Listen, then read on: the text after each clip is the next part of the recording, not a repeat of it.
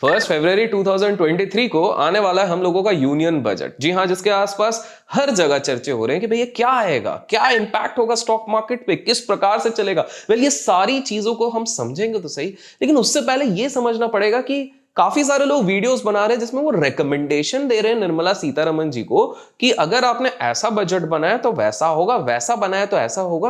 लेकिन क्या कभी आपने सुना है या सोचा है कि क्या निर्मला जी सही में हम लोगों की सुनेंगी? ये तो सुनेंगी तो एक्सपर्ट्स की और बाकी उनकी कम्युनिटी की। लेकिन हाँ, एक बात है कि हमारे देश में एट प्रेजेंट इस यूनियन बजट को देखें तो 3 प्रमुख प्रॉब्लम्स हैं। अगर किसी प्रकार से इन प्रॉब्लम्स को टैकल किया गया आने वाले बजट में तो ऑब्वियसली इसमें काफी ज्यादा बेनिफिट हो सकता है हम लोगों को। तो मैंने सोचा कि क्यों ना आप लोगों के लिए एक वैल्यू बेस्ड बजट के ऊपर वीडियो बनाऊं, जिसमें मैं केवल ये नहीं बोलूं कि मुझे क्या लगता है बजट में क्या होना चाहिए, क्योंकि मेरे लगने ना लगने से कुछ नहीं होने वाला है। लेकिन हाँ, हम सीरीज ऑफ इवेंट्स जो इंडियन बजट तक आज तक हो चुके हैं कि इंडियन बजट कैसे आया, बजट क्या होता है, क्यों इंपॉर्टेंट है, क्या क्या चीजें हैं, कुछ इंटरेस्टिंग फैक्ट्स एंड फिगर्स, वो सारी चीजें इस वीडियो में मैं कवर करूंगा। और by the end of this video हम डिस्कस करेंगे कि यार इस बजट में वो 3 कौन से मेजर प्रॉब्लम्स है जिनको अगर रेक्टिफाई कर दिया गया तो बहुत ही अच्छा होगा। तो चलिए आज का ये वीडियो शुरू करते हैं। तो सबसे पहला हमको क्लैरिटी आना चाहिए कि भैया बजट एग्जैक्टली होता क्या। बजट कुछ नहीं, एक एनुअल फाइनेंशियल रिपोर्ट होता है किसी भी देश का। जैसे हमारी स्कूल कॉलेजेस में हम जाते हैं तो रिपोर्ट कार्ड आता है, वैसे ही एक रिपोर्ट कार्ड फाइनेंस सब्जेक्ट का हमारे देश का रहता है। ये वर्ड आया कहां से? ये फ्रांस से आया है। सो बेसिकली एक वर्ड था बोगोटे, BOUGETTE, जिसका मतलब होता है फ्रांस में लेदर का बैग। तो ये बजट का वर्ड वहीं से आया, बिकॉज देखिए बैग की जब हम बात करते तो लेदर बैग में पहले सब लोग पैसे और एसेट्स रखते थे, लाइकवाइज वहां से बजट वर्ड आया। अब हमारे देश में अगर बात करें तो हम जब बोलते हैं ना यूनियन बजट आ रहा है तो उसमें 2 चीजें इंक्लूडेड रहती हैं, फाइनेंस बिल और एप्रोप्रिएशन बिल। ये 2 चीजें होती है जो इसके अंदर रहता है। आप लोगों को बता दूं कि हमारे देश की अगर बात करें तो अभी तक 26 finance ministers since independence budget पेश कर चुके हैं। बजट को पहली बार भारत में इंट्रोड्यूस कराया गया था अप्रैल 7, 1860। उनको किसने करा था? ईस्ट इंडिया कंपनी, बिकॉज उस समय पे उन्हीं का राज चलता था। उसके बाद अगर मैं बात करूं तो मोरारजी देसाई जी, जो कि हमारे former finance minister of India रह चुके हैं, उन्होंने सबसे ज्यादा बार बजट हमारे देश में प्रेजेंट किया है, टोटल 10 टाइम्स। इसके बाद सेकंड नंबर पे आते हैं जो सबसे ज्यादा बार किया है, वो है चिदम्बरम जी। जी हाँ, चिदम्बरम जी स्टॉक मार्केट के भी काफी फेमस फिगर रह चुके हैं। बाय द वे, हमने पॉलिटिशियंस और किस तरह से स्कैम होते हैं उसके ऊपर हमने एक वीडियो बनाया हुआ है, स्कैम प्लेलिस्ट में जाके चेकआउट जरूर कीजिएगा। तो ये चिदम्बरम जी ने ऑलमोस्ट 8 टाइम्स बजट को प्रेजेंट किया है। सबसे पहले मतलब आज से 2001 के अगर पहले जाते हैं तो बजट को ना शाम को 5 बजे प्रेजेंट किया जाता था। बट उसके बाद 2001 में जो एनडीए के फाइनेंस मिनिस्टर यशवंत सिन्हा जी थे, उन्होंने इसका टाइम चेंज कर दिया और 5 PM से इसको 11 AM पे लेके गए। तो तब से लेके आगे तक अभी तक 11 AM पे ही बजट पेश किया जाता है। तो एक सवाल जो बहुत लोग पूछते रहते हैं, भैया ये बजट कितने बजे पेश होता है? तो ये 11 o'clock होता है बजट, जिस दिन भी डेट होता है। तो पहली चीज यहाँ पे क्लियर हो गई है। दूसरी चीज आपको ये चीज समझनी पड़ेगी कि ये 5 PM का कंसेप्ट चालू क्यों हुआ था। ये चालू हुआ था 1924 में। बैसिल नाम का एक व्यक्ति था, BASIL, उन्होंने इसलिए चालू किया था बिकॉज ये वो समय था कि नाइट लॉन्ग काफी सारे वर्कर्स बहुत काम करते थे, काफी सारे ऑफिशियल्स जो ऑफिस में जो बजट बनाते थे वो काम करते रहते थे, जिसके कारण वो बहुत ज्यादा थक जाते थे, तो दिन में सोते थे और 5 बजे प्रेजेंट किया जाता था। लेकिन अब तो वो वाला सिस्टम रहा नहीं, तो ये चीजें चेंज कर गई। बाय द वे, आप लोगों को बता दूं कि पहली विमेन जिसने फाइनेंस मिनिस्टर जिन्होंने बजट पेश किया था वो थी इंदिरा गांधी जी, जिन्होंने फरवरी 28, 1970 में ये प्रेजेंट किया था। बट आप लोगों को ये लगा होगा ना अभी तक कि जो हमारी करंट फाइनेंस मिनिस्टर है निर्मला जी, वो सबसे ज्यादा लंबे सेशंस लेती है, मतलब बोलते जाती है। उनके स्पीचेस तो मतलब एटलीस्ट 12-13 हजार वर्ड्स के होंगे। वेल, मैं आप लोगों को बता दूं कि आज तक एक व्यक्ति का रिकॉर्ड किसी ने नहीं तोड़ा, और आप जान के हैरान हो जाओगे। अगर हैरान हो जाओगे तो लाइक जरूर करना, और नहीं होगा तो कमेंट में ऑसम लिख देना। तो हैरान हो जाओगे जान के कि सबसे बड़ा बजट का रिकॉर्ड डिलीवर किया है none other than mister doctor Manmohan Singh ji ने। जी हां, सही सुन रहे हैं, मनमोहन सिंह जी ने, जिनको काफी सारे लोग बोलते हैं कि वो थोड़े मौन व्रत में रहते हैं, लेकिन उन्होंने आज तक का सबसे बड़ा बजट प्रेजेंट किया है 18,650 वर्ड्स का। और ये तब किया था जब वो फाइनेंस मिनिस्टर रहे थे हमारे देश के 1991 के। बाय द वे, 1991 वाला एरिया 91, 92 बहुत पिवटल रोल प्ले किया है हमारे देश के स्टॉक मार्केट्स पे भी, फाइनेंशियल इंडस्ट्री पे भी, जो भी पूरे स्ट्रक्चर्स बने इंडस्ट्रियलाइजेशन के, तो उसके बारे में अगर आप बहुत ज्यादा इंटरेस्टेड हो कि यार क्या क्या ये चीजें हुई है, तो कमेंट्स में इंडिया लिख दीजिएगा, मैं जल्द से जल्द उस पर भी एक वीडियो बना दूंगा। वेल, क्या आपको कभी ये सोचा हुआ है, ये बताने से पहले कि क्या प्रॉब्लम्स हो सकती है, लेकिन कुछ इंटरेस्टिंग फैक्ट्स और मैं बताता हूं, कभी आपने सोचा कि बजट को इतना सीक्रेटिव क्यों रखा जाता है, एक पेटी में बंद करके जिसको कोई नहीं देख सकता, पूजा पाठ होती है और अचानक से खुलता है, किसी मिनिस्टर को पता नहीं है?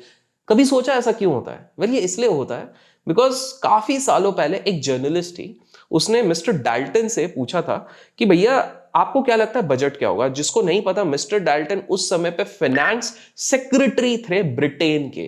तो उनसे पूछा कैसा, आपको क्या लग रहा है क्या होने वाला है इस बार बजट में, कैसा? तो उन्होंने डायरेक्ट रिप्लाई किया, कुछ ज्यादा नहीं होने वाला, थोड़े बहुत बस टैक्सेस बढ़ाएंगे और थोड़े बहुत इधर उधर के फाइनेंशियल थिंग्स है, ज्यादा कुछ नहीं होने वाला। जिसके बाद उस जर्नलिस्ट ने मिर्च मसाला डाल के उसमें एकदम चिंगारी, जैसे मीडिया वाले करते, चिंगारी डाल डाल के उसको पूरी हेडलाइन खबर बता दी कि देखा यहां के फाइनेंस मिनिस्टर्स और बाकी मिनिस्टर्स को ऑलरेडी ये चीजें पता होती है, इसका मतलब ये लीक कर देते लोगों को। और इसी के बाद से विश्व भर में लोगों ने एक चीज समझी कि अपने बजट को हमको जितना सीक्रेटिव हो सकता है रखना है, और इसलिए हर जगह सीक्रेटिव रखा जाता है। अभी तक वीडियो लाइक नहीं है तो लाइक कीजिए, इससे प्रोत्साहन मिलता है आपके लिए इस तरह वीडियो बनाने के। अब बात करते हैं जो 1997 का बजट था, वो चिदम्बरम जी ने डाला था, प्रेजेंट किया था, और आज तक के इतिहास में इसी को हमारे देश का सबसे बढ़िया ड्रीम बजट कहा जाता है। कहते हैं कि भैया इस तरह का बजट ना हमारे देश ने पहले कभी देखा है ना आगे देखा जाएगा। बाय द वे, पर्सनली अगर मुझसे पूछा जाए तो मेरे को कुछ चीजें अभी भी लगती हैं, जैसे एलटीसीजी जो लगा दिया गया और बहुत ज्यादा फोकस केवल और केवल इंडस्ट्रियल लोगों पे रखा गया, लेकिन सैलरीड लोगों पे उतना ज्यादा नहीं रखा गया। तो मैं उम्मीद कर रहा हूं कि ये 2023 में ये वाली चीजें चेंज होंगी, बिकॉज स्वाभाविक सी बात है, काफी सारे लोग ना कम पैसे के चक्कर में डेट लेते हैं और उसके कारण ना बहुत सारे डेट में फंस जाते हैं और उनके खुद की बजटिंग बिगड़ जाती है। एंड देश की बजट तो बात करें, लेकिन अगर आपको खुद की बजट अगर सही करनी है तो कुछ किताबें पढ़नी होगी, पढ़ नहीं सकते तो भैया सुन लो। जैसे द फाइनेंशियल डाइट की बुक समरी आपको कुकू एफएम पे मिल जाएगी, जिसमें 3rd चैप्टर है बजटिंग के बारे में, बहुत बढ़िया चैप्टर है। और हाँ, अगर आपको इसी तरह के और बुक समरी सुननी है जो आपके नॉलेज को भी बढ़ाएंगे, तो डिस्क्रिप्शन में दिए गए लिंक से अगर आप कुकू एफएम डाउनलोड करते हो और यूज करते हो मेरा कोड AK50, तो आपको सीधे 50% ऑफ मिलता है। तो किस चीज का वेट करो, जाके डिस्क्रिप्शन में चेकआउट जरूर कीजिए। अब हम समझते हैं, सीधे आते हैं मुद्दे पे कि भैया एक्सपेक्टेशंस तो बहुत सारी हैं, लेकिन किन किन चीजों का इस बजट पे अगर ध्यान रखा गया तो हम लोग एक्सपेक्ट कर सकते हैं शेयर मार्केट में एक डिसेंट रैली आने वाले टाइम पे आ सकती है। पहली चीज आपको समझनी पड़ेगी कि लास्ट 2 साल से एक चीज ने जिसने पूरे विश्व भर में और प्लस हमारे देश को स्पेसिफिकली परेशान किया है, वो है कोविड। जी हाँ, कोविड के कारण विश्व भर के जो हेल्थ इश्यूज है, जो बाकी सारी चीजें हैं, इंफ्रास्ट्रक्चर है, एक एम्प्लॉयमेंट अपॉर्चुनिटीज है, वो सारी की सारी धरी की धरी रह चुकी है। आपको एक चीज समझनी पड़ेगी कि जब हम गवर्नमेंट के रेवेन्यू रिसोर्सेज की बात करते हैं तो 2 प्रमुख सोर्सेज होते हैं। वो कौन से होते हैं? टैक्स रेवेन्यूज और डेट फंडिंग। ये 2 तरीके होते हैं जहां से गवर्नमेंट पैसा उठाता है। आपको एक चीज समझनी पड़ेगी कि हाल फिलहाल में आपने अखबारों में भी पढ़ा होगा कि डायरेक्ट टैक्सेस और जीएसटी कलेक्शन रिकॉर्ड हाई पे जा रहे हैं, रिकॉर्ड हाई पे, मतलब एटलीस्ट अभी तक के फाइनेंशियल्स तक हमने ये चीज देखी है। लेकिन हमको ये चीज समझनी पड़ेगी कि जरूरी नहीं है ये चीज आगे भी इसी तरह से कंटिन्यू होता रहे, कहीं ना कहीं वहां पे थोड़ा सा डेंट आ सकता है, क्योंकि हो सकता है बाय द टाइम हम जून जुलाई अगस्त तक पहुंचे, because of the upcoming issues, inflation control नहीं आ रहा, ये सारी चीजें नहीं आ रही, तो हो सकता है बिजनेसेस थोड़ा सा कम परफॉर्म करें और उसके चलते चलते जो जीएसटी कलेक्शन और टैक्स रेवेन्यूज है वो थोड़ा सा घट सकता है। तो मेरे हिसाब से यहां पर गवर्नमेंट को 3 प्रमुख चैलेंजेस हैं जिन पे उनको थोड़ा सा ध्यान रखना पड़ेगा। मैनेजिंग, एक्सपांडिंग और एक्सपेंडिचर, तीनों को साथ साथ करना पड़ेगा, बिकॉज डेट धीरे धीरे बढ़ता जा रहा है। डेट मतलब कर्जा बढ़ता जा रहा है। तो सबसे पहला फोकस अगर हमारे बजट में आया, जिसने कहा कि भैया हमारे जो देश पे डेट चल रहा है, जो गवर्नमेंट डेट लेते जा रहा है, उस एरिया को कम किया जाएगा कुछ भी करके, मे बी जैसे LIC का IPO लाया वैसे और थोड़ा सा डाइवेस्टमेंट करके या कोई भी तरीके से, तो वो एक पॉजिटिव साइन होगा। जैसे ही ये चीज बोली जाएगी, मैं उम्मीद करता हूं कि स्टॉक मार्केट उस पर एक पॉजिटिव रिएक्शन देगा। आपको समझना पड़ेगा कि जो सबसे बड़ा चैलेंज आने वाले 12 महीने में होगा वो इकोनॉमिक स्लोडाउन ही होगा, जिसके रीजन हम नहीं, ग्लोबल सिनेरियो हो सकता है। आपको यह चीज समझना पड़ेगा कि पोस्ट पैंडेमिक हमारा जो फिस्कल डेफिसिट था वो डबल हो चुका है। डेट टू जीडीपी रेशियो जो बोलते हैं वो 75% से बढ़कर 85 to 90% हो चुका है। मतलब जितना जीडीपी ग्रो हो रहा है उसके कंपैरिजन में डेट या फिर कर्जा बढ़ता जा रहा है। किसी तरीके से अगर इस चीज पे वर्क किया जाए तो इस चीज को कंट्रोल किया जा सकता है। That is number 1। तो हमको एक चीज समझनी पड़ेगी कि ये जो ग्लोबल इन्फ्लेशन हो गया, रशिया यूक्रेन का वॉर हो गया, जो स्लो डाउन हो गया चाइना का, और पैंडेमिक के जो आफ्टर इफेक्ट्स है, ये 4 प्रमुख एरियाज हैं जिसके चक्कर में हमारा बाजार अभी तक पूरी तरीके से निकला नहीं है।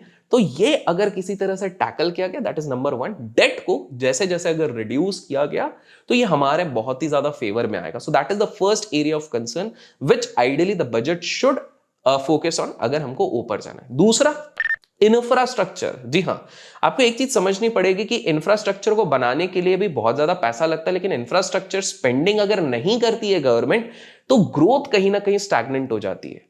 अगर आपने हमारा हाल फिलहाल में रिलीज हुआ रिसेशन वाला वीडियो देखा होगा कि क्या हमारा देश रिसेशन में जाएगा, तो हमने वहां पर कैपिटल साइकिल, कैपेक्स के बारे में बात किया था और किस प्रकार से इंफ्रास्ट्रक्चर और ग्रोथ प्रमोट हो रही है उसके बारे में हमने चर्चा करी थी। और वही चीज यहां पर हेल्प आउट करेगी, तभी हमारा जो इंफ्रा इंडेक्स है वो अच्छा खासा परफॉर्म 30 to 35% किया था।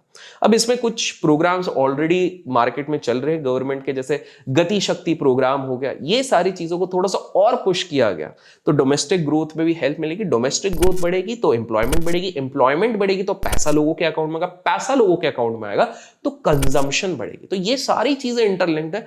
कहीं ना कहीं मेरे को लगता है इस चीज पे भी वर्क करना चाहिए। आपको एक चीज समझनी पड़ेगी, जो थर्ड सबसे मेजर प्रॉब्लम है जो मेरे हिसाब से गवर्नमेंट को एड्रेस करनी ही चाहिए, वो है the consistent high rate of unemployment. आपको एक चीज समझनी पड़ेगी, लास्ट 2-3 साल से गवर्नमेंट कह रही है, हर कोई कह रहा है कि jobs are picking up, jobs are picking up, करेगा करेगा करेगा, लेकिन कभी कोरोना आ जाता है, कभी चाइना का लॉकडाउन आ जाता है, कभी रशिया यूक्रेन का वॉर आ जाता है, कभी इन्फ्लेशन आ जाता है, दुनिया भर की चीजें हो रही है। और जहां पूरी दुनिया पैंडेमिक से लड़ रही है, हमारा देश भी अनएम्प्लॉयमेंट से जूझ रहा है। आपको समझना पड़ेगा, रेट बढ़ता जा रहा है। अर्बन अनएम्प्लॉयमेंट 9% से बढ़ रहा है, रूरल अनएम्प्लॉयमेंट 8% से बढ़ रहा है। तो सिंपल सी बात है, अर्बन अनएम्प्लॉयमेंट रूरल अनएम्प्लॉयमेंट से भी बढ़ रहा है। और ये 8-9% दिखता छोटा है मेरे दोस्त, लेकिन ये बहुत बड़ा एक रेशियो होता है। बिकॉज जितने ज्यादा बेरोजगारी बढ़ेगी उतने ज्यादा हमारे पास कंजम्पशन घट जाएगा। तो हाई अनएम्प्लॉयमेंट रेट के चक्कर में बहुत सारे लोग इंपैक्ट होते हैं। इनफैक्ट एक सर्वे में पता लगा था कि अनएम्प्लॉयमेंट जब किसी देश में होता है तो 95% लोग इस चीज से इंपैक्ट होते हैं। इस चीज के बारे में, रिसेशन के बारे में और अनएम्प्लॉयमेंट के बहुत ही ट्रैजिक सारी चीजें ना, जस्ट 1-2 दिन के अंदर मैं यूरोजोन क्राइसिस पे एक तगड़ा वाला वीडियो लाने वाला हूं कि यूरोप में कैसे हुआ, क्या हुआ। वो वीडियो जरूर देखेगा, आपको बहुत सारी चीजें वहां से समझ में आएगी। तो एक चीज समझना पड़ेगा कि गवर्नमेंट को एक नीड है to create new sources of revenue, public expenditure को, ताकि वो कंटिन्यू कर सके, इन्फ्लेशन को कैप कर सके। और इनडायरेक्टली आप सभी को पता है कि 75% जो टैक्स रेवेन्यूज होते हैं वो फिलहाल के लिए चले जाता है interest payment, dividend payment, mandatory जो एक्सपेंसेस है उसमें चले जाता है। लेकिन कहीं ना कहीं अगर एम्प्लॉयमेंट अपॉर्चुनिटीज को क्रिएट करने में नहीं जाएगा तब तक ये बहुत बड़ी प्रॉब्लम हो जाएगी। लेकिन क्योंकि आपको ये चीज समझनी पड़ेगी कि जब तक किसी देश में एम्प्लॉयमेंट अपॉर्चुनिटीज नहीं बढ़ती है, not just manufacturing, even IT, because IT is the biggest service provider, सबसे ज्यादा लोगों को एम्प्लॉय करता है। तो जब तक ये सब नहीं बढ़ेगा, डिफेंस में नहीं बढ़ेगा, एमएसएमई में नहीं बढ़ेगा, मीडियम स्मॉल एंटरप्राइजेस में नहीं बढ़ेगा, तब तक हमारे देश के लिए प्रॉब्लम हो सकती है। तो हमारे देश को फिलहाल के बजट में फोकस करना चाहिए, फाइनेंस मिनिस्ट्री को, दैट इज अगर डेट का रिडक्शन का कुछ आता है, इंफ्रास्ट्रक्चर पे कुछ आता है और एम्प्लॉयमेंट पे आता है, ये तीनों एरियाज में से किसी भी 1-2 को अगर कवर कर दिया ना, believe me, market is going to show a positive sign. But किसी कारण से ये नहीं दिया गया और छोटे मोटे लॉलीपॉप दिए गए तो शायद मार्केट थोड़ा सा ऊपर खाबर हो सकता है। तो आशा करता हूं दोस्तों आज के इस वीडियो से आपको समझ में आएगा बजट क्या है, बजट के कुछ इंटरेस्टिंग फैक्ट्स। पसंद आए तो लाइक जरूर कीजिएगा और डिस्क्रिप्शन में कुकू एफएम का लिंक मिलेगा, जरूर जाके चेकआउट कीजिएगा। Till then keep learning, keep growing, keep investing and keep trading.